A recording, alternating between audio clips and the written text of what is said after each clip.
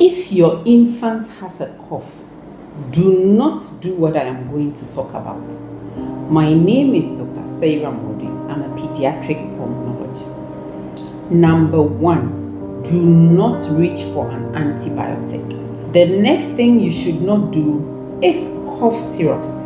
If your child is less than 2 years old, do not go for a cough syrup. They don't work. They may actually cause problems for your child.